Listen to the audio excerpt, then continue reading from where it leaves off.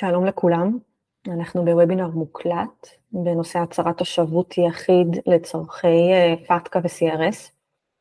אני טינה קפלן, אני עורכת דין מתמחה במיסוי בינלאומי של יחידים וחברות, מלווה הרבה ישראלים ברילוקיישן, תושבים חוזרים, משקיעים ישראלים עם השקעות מחוץ לישראל וההפך, תושבי חוץ שמשקיעים בישראל.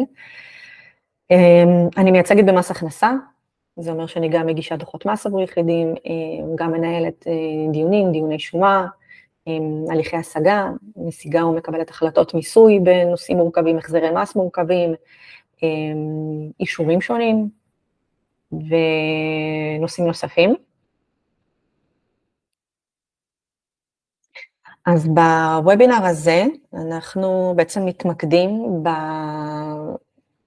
נושא של הצהרת תושבות לצורכי מס, פתקה, CRS, שכנראה התבקשתם למלא על ידי הבנק או על ידי איזשהו גוף השקעות אחר, זה יכול להיות בישראל, זה יכול להיות בחו"ל, במידה רבה מה שאנחנו נדבר עליו לגבי אופן מילוי ההצהרה והכללים שצריכים להנחות אתכם, הם יהיו נכונים גם לגבי חשבונות בנק בחו"ל, כי העקרונות הם אותם עקרונות,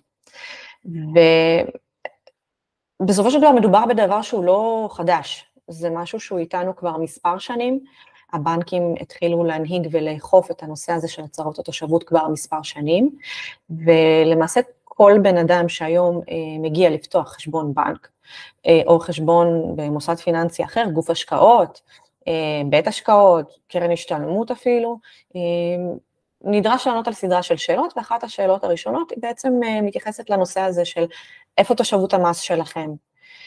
בהתאם למה שאתם טענו, יכול להיות שתדרשו למלא עוד טפסים, עוד הצהרות, וזה דבר לא חדש, בטח לגבי חשבונות חדשים, ובתקופה האחרונה, בשנים האחרונות, הבנקים בעצם מתחילים לאכוף ולבדוק גם חשבונות בנק קיימים. בסדר?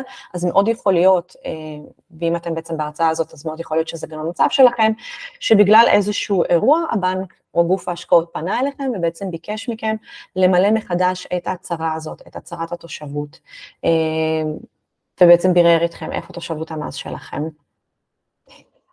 עכשיו, אם מדובר במקרה רגיל, אוקיי, לצורך העניין, תושב ישראל הולך מחר לפתוח חשבון בנק לעצמו או לעסק שלו, זה לא משהו שמתעכבים עליו בדרך כלל, זאת אומרת מאוד ברור במקרה כזה מה אנחנו עונים, אנחנו עונים באופן אוטומטי שאנחנו תושבי מס בישראל, וממשיכים הלאה. שוב, אם אתם כאן, אז כנראה שכן יש איזושהי מורכבות במקרה שלכם, יכול להיות שאתם עזבתם את ישראל או במהלך תהליך מעבר, יכול להיות שאתם חוזרים לישראל, ויש איזשהו מעבר מהצד השני, יכול להיות שיש פשוט איזושהי זיקה אחרת לחול או להכנסות מחוץ לישראל, וזה איזשהו טריגר שקפיץ את הבנק בעצם לבדוק איתכם את השאלה הזאת. והמטרה שלנו באמת לנסות להבין ולתת איזשהם guidelines להתנהלות מול הבנק באותם מקרים. אז קודם כל, כמו שאמרתי, זה הצהרה שהיום נדרש למלא אותה כל בן אדם שפותח חשבון בנק, או חשבון בגוף, במוסד פיננסי אחר, כמו שאמרתי, זה יכול להיות קרן השתלמות, זה יכול להיות חשבון בבית השקעות. הבנקים בעצם מחויבים לפי חוק שקיים בישראל, שני חוקים נפרדים, הם חייבים לאסוף ולקבל את המידע הזה מכם, אוקיי? חוק אחד שמחייב אותם הוא חוק שמתייחס למי שיש לו זיקה מול ארצות הברית, וזה בעצם הצהרה לצורכי הסכם פתקה, וחוק אחר הוא בעצם מתייחס למדינות אחרות בעולם, שבעצם חלק מאותו פרוטוקול, מאותו תקן לאיסוף וחילופי מידע, לפי ה-CRS. עכשיו, גם בעבר בעצם היו נהוגים, יש הסכמים לחילופי מידע, ובעצם רשויות מס בינלאומיות היו מחליפות מידע אחת מול השנייה. אבל התהליך הזה בעצם תהליך מאוד לא יעיל. היה צריך קודם כל לקבל איזשהו מידע מוקדם, ואחר כך לפנות בבקשה מאוד מורכבת לרשות מיסים במדינה אחרת, ולקבל בעצם מידע אודות אותם חשבונות בנק זרים. בעקבות כל מיני התפתחויות ותהליכים שהיו, בעצם התחילו שתי מסגרות הסכמים במקביל, אחת שנוגעת לארצות הברית השנייה, שנוגעת לשאר מדינות העולם, והם בעצם התקינו את המערכת הזאת לחילופי מידע. אז בפועל היום רוב מדינות העולם הן שותפות למערכת ההסכמים הזו, שמחייבת שיתוף מידע בינלאומי בין רשויות המס מסביב לעולם לגבי חשבונות בנק זרים. מערכת אחת ייעודית עבור אנשים אמריקאים, מערכת אחרת נוגעת לכל שאר מדינות העולם. אוקיי? בעצם מה שקורה הוא שהיום בנק בישראל מבקש מכם למלא הצהרת תושבות, ואם הוא מזהה אתכם כתושבי מס במדינה זרה, כי למשל עברתם להתגורר שם, הוא יעביר את המידע הזה לרשות המיסים בישראל, ורשות המיסים בישראל תעביר את המידע הזה לרשות המיסים באותה מדינה זרה. זאת אומרת, היום, כבר במשך כמה שנים, יש בסיסי נתונים לכל מדינה, לכל רשויות המס בעולם, ממש מאגרים שכוללים פרטים על חשבונות בנק זרים באותה מדינה. ומהצד השני, יש מאגרים לרשויות המיסים בכל מדינה, שנוגעות לתושבי מס שלהם, שיש להם חשבונות בנק זרים. זאת אומרת, אם אתם נמצאים היום בארצות הברית, ופתחתם חשבון בנק, ומילאתם שם הצהרה, והצהרתם שאתם תושבי מס בישראל, וזה בדרך כלל המצב עבור כל מי שמגיע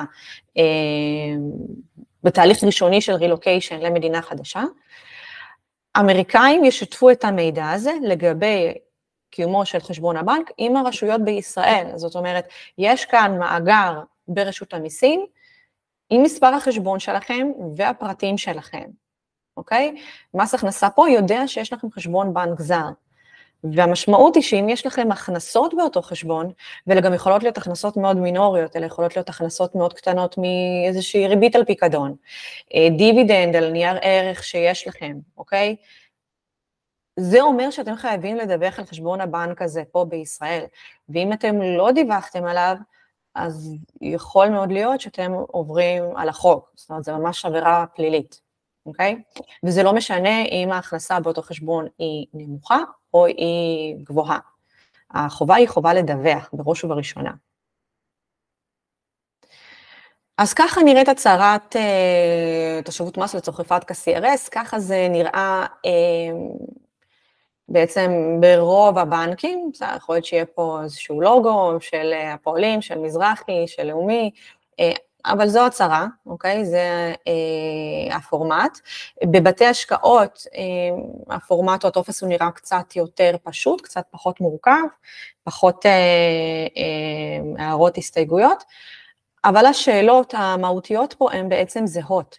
הדבר הראשון שהבנק שואל אתכם, זה אם יש לכם איזושהי זיקה לארצות הברית, אני אדם אמריקאי או לא אדם אמריקאי, אוקיי? וזה בגלל הצהרות הפתקה, ולאחר מכן הבנק בעצם בודק גם איפה תושבות המס שלכם, וזה נוגע כבר לתקן של ה-CRS, אוקיי? עכשיו, אם אתם מסמנים כאן אני אדם אמריקאי, אז הבנק יעביר לכם סדרה של מסמכים אחרים, כולל W8, כדי באמת לאמוד את הזיקה ולקבל בעצם מידע נוסף, ואותו מידע יועבר בסופו של דבר, כמו שאמרתי, לרשות המיסים בישראל, ולאחר מכן ל-IRS. כשאתם ישראלים לכל דבר ונמצאים פה וגרים פה, אין לכם איזושהי זיקה לחול, אנחנו ממלאים את הטופס הזה בצורה מאוד מאוד פשוטה. אנחנו מסמנים כאן אינני אדם אמריקאי כמובן, וגם פה אנחנו מסמנים תושב מס בישראל בלבד, יחד עם מספר הזהות שלנו, אוקיי? לא מתעכבים, לא מתעמקים כל כך, כי באמת אין כאן שאלה, זאת אומרת, הנושא הזה הוא מובהק, אתם בסך הכל גרים פה, וכאן אתם מדווחים ומשלמים את המס שלכם. אז השאלה פה מובהקת. מתי מתעוררת השאלה, אם אתם נמצאים עכשיו בחו"ל? למשל, עשיתם איזשהו רילוקיישן מלא, או ממש הגירה עצמאית, אולי אפילו לעשות משהו זמני, יכול להיות שאתם שם כי אתם בדיוק עכשיו באמצע איזשהו פוסט-דוק, או בדרך כלל, כלל אצבע ברוב מדינות העולם, זה שאם אתם שם יותר מ-183 יום בשנת מס, אוקיי? אז אתם הופכים להיות תושבי מס באותה מדינה. שוב, יש חריגים, יש מדינות עם כללים שונים, כל מקרה לגופו. אבל כלל אצבע זה בהחלט משהו שצריך להנחות אתכם, אוקיי? על אחת כמה וכמה, אם אתם ממש גרים שם באופן ממושך, אם יש לכם שם כבר בית, זה לא חייב להיות בית בבעלותכם, אבל זה יכול להיות עכשיו בית בסחירות ממש ארוכת טווח, אם אתם עובדים שם, או מתוך אותה מדינה, אם אתם, אם בין בת הזוג שלכם נמצאים שם, הילדים איתכם שם, הם כבר במסגרות, זאת אומרת, אין ספק שאתם שם, לפחות מתוך כוונה להישאר שם עוד כמה שנים, וזה לא משנה מה הסיבה, זה יכול להיות עבור רילוקיישן מטעם עבודה, זה יכול להיות, כמו שאמרתי, עבור איזשהו פוסט-דוק, אבל אתם נמצאים שם. רוב הסיכויים שמתבססת שם כבר תושבות מס באותה מדינה, וברגע שזה קורה, שימו לב, זה אומר שאתם גם חייבים פוטנציאלית בדיווח ובתשלום מיסים באותה מדינה, אוקיי? אז זה לשאלה של האם יש לי או אין לי תושבות מס. ואם אתם לא בטוחים לגבי אם יש לכם תושבות מס באותה מדינה, זה משהו שבהחלט צריך לבדוק אותו, בדרך כלל עם מומחה או יועץ באותה מדינה שאתם נמצאים בה. כמו שאמרתי, יכולים להיות חריגים, אוקיי? למשל, יש מדינות שלמרות שבעצם אתם עומדים באותו מבחן ימים שלהם, של 183 יום, הם יחריגו אתכם מהגדרת התושבות. למשל, דוגמה אחת היא ויזות מסוג מסוים בארצות הברית, אם אתם שוהים בארצות הברית על אחת מהוויזות האלה, זה לפעמים J1, F1, אם אתם סטודנטים שם, יכולים לומר בארצות הברית, אוקיי, זה נכון שאתם עומדים כאן באיזשהו מבחן ימים, אבל אנחנו מחריגים את הימים האלה, ואנחנו בעצם לא רואים אתכם כתושבים לצורכי מס. זה ניואנס שצריך להיות ערים לו, אוקיי? אינדיקטור טוב במקרה כזה, זה איך אתם מדווחים בדוח המס שלכם בארצות הברית, למשל, אם אתם מדווחים כתושבי מס מלאים, או שאתם מדווחים שם כ-non-residents, אוקיי? מה שמכונה 1040NR, אוקיי? זה משהו שגם אתם יכולים לוודא אותו עם יועץ המס שלכם, רואה החשבון שלכם בארצות הברית. אבל מה זה אומר לגבי הצד השני? אוקיי?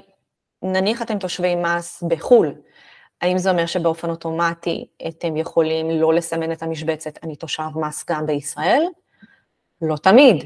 במקרה כזה אתם צריכים לשאול את עצמכם כמה זמן אני בחול, ומה אני עשיתי מול הרשויות פה בישראל. האם הגשתי דוח מס לרשות המיסים בישראל כשעזבתי, האם הצהרתי שאני בעצם עוזב והופך לתושב חוץ, האם הסדרתי ניתוק תושבות, מול מס הכנסה, מול הביטוח הלאומי, האם הודעתי לביטוח הלאומי שאני בעצם הופכת להיות תושבת חוץ, והפסקתי בעצם לשלם, הפסקתי להיות מבוטחת. זה שאלות שאתם צריכים לשאול את עצמכם. כלומר, עצם העובדה שאתם נמצאים עכשיו אולי כבר שנה, שנה וחצי, אולי שנתיים מחוץ לישראל, לא בהכרח אומר שתושבות המס נותקה, אוקיי? מאוד יכול להיות שמס הכנסה, מסיבות אלו ואחרות, ממשיך לראות אתכם כתושבי מס גם בישראל, וזה מייצר מצב של כפל תושבות מס, אוקיי? אז זה גם משהו להבין אותו. אם אתם תושבי מס בישראל בלבד, ואתם נופלים במקרה קל, קלאסי, אתם מסמנים את הרובריקה הזאת, אוקיי? כמו שאמרת, במקרה של פתיחת חשבונות חדשים, באופן אוטומטי, בדרך כלל אנחנו מסמנים כאן.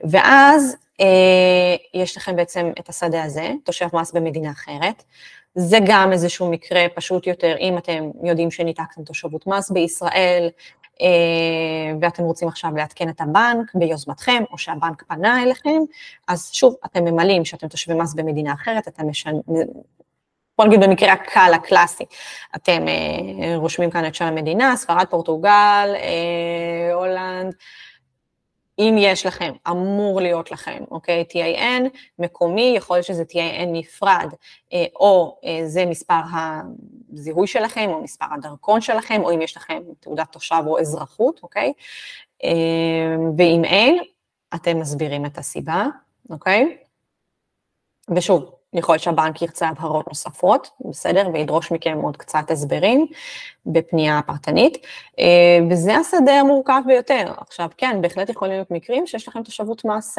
בשתי מדינות, שאתם נמצאים בסיטואציה של כפל תושבות מס, וזה למשל משהו שיכול לקרות בשנות מעבר, או בשנות חזרה לישראל.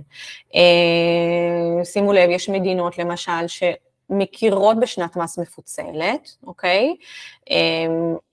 הרבה מדינות מכירות בשנת מס מפוצלת, יש מדינות שלא מכירות בשנת מס מפוצלת, הם יסווגו אתכם כתושבי מס לכל השנה, אוקיי? למשל, ספרד, אוקיי? לא מכירה בשנת מס מפוצלת. אם אתם תושבים באיזושהי נקודת זמן, משמע אתם תושבים לכל שנת המס.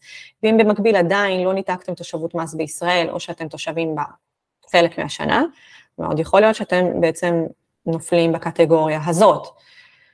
מה המשמעות? זה המשמעות שגם הספרדים וגם הישראלים יקבלו מידע לגבי חשבון הבנק הזה, אוקיי? ואז אתם צריכים לוודא שבעצם עמדתם בחובות הדיווח לכל אחת מהמדינות האלה, שזה הדבר המשמעותי פה, בסופו של דבר. אוקיי, כאן יש הצהרות סטנדרטיות שהמידע נכון ומדויק, ושימו לב, בכל מקרה של שינוי בפרטים שניתנו בטופס, אתם צריכים לעדכן, אוקיי? זאת אומרת, הצהרתם משהו אחד, בינתיים השתנה סטטוס התושבות, אז כן, אז עקרונית אתם צריכים להגיש ולעדכן את הבנק. שוב, אז שואלים אותי פה, מה קורה אם אני לא רוצה למלא את ההצהרה הזאת? אני לא רוצה לדווח, רוצה לסגור את חשבון הבנק ולהעביר את הכסף שלי, אוקיי? קודם כל אני לא ממליצה לעשות את זה, בסדר? ורוב הסיכויים שהבנק גם לא יסכים לזה, אוקיי? הוא לא ייתן לכם לבצע העברה ולא ייתן לכם לשחרר את הכסף, מבלי שאתם תמלאו את ההצהרה ותגידו לו בצורה מפורשת איפה תושבות המס שלכם. אז אם אתם רוצים להעביר את הכסף לחו"ל, לא תוכלו, אם אתם רוצים פשוט למשוך את הכסף ולסגור את החשבון, לא תוכלו, אוקיי? ומעבר לזה זה גם משהו מאוד מאוד מחשיד.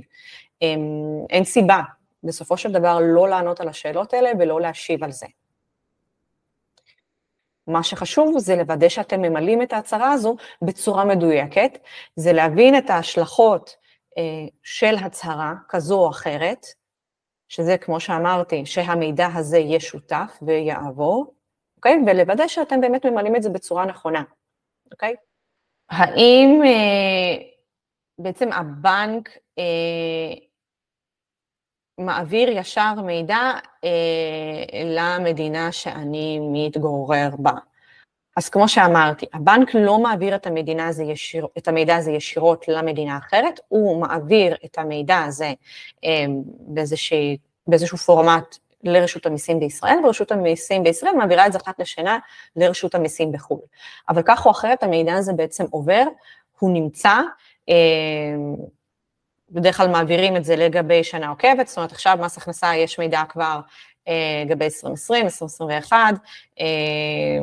ש-2022 כבר זורם מידע, וכמובן לגבי חשבונות שנפתחים, 2023 גם זה יקרה. אוקיי, הבנק החליט שאני תושבת מס בארצות הברית, אני חושבת שהוא טועה, מה אני יכולה לעשות? אז קודם כל, אפשר בהחלט לערער על החלטת הבנק, אפשר לפנות לבנק, אפשר להסביר, אם עדיין לא עשיתם את זה, אוקיי, והבנק פשוט הודיע, או שאיזושהי תהליך תקשורת לא יעיל קודם, בינכם לבנק, כן, חד משמעית, הבנק גם מחויב לאפשר לכם לערער לפני שהוא בפועל מסווג ומעביר את המידע הזה, הוא אמור לאפשר לכם בעצם לערער על ההחלטה שלו.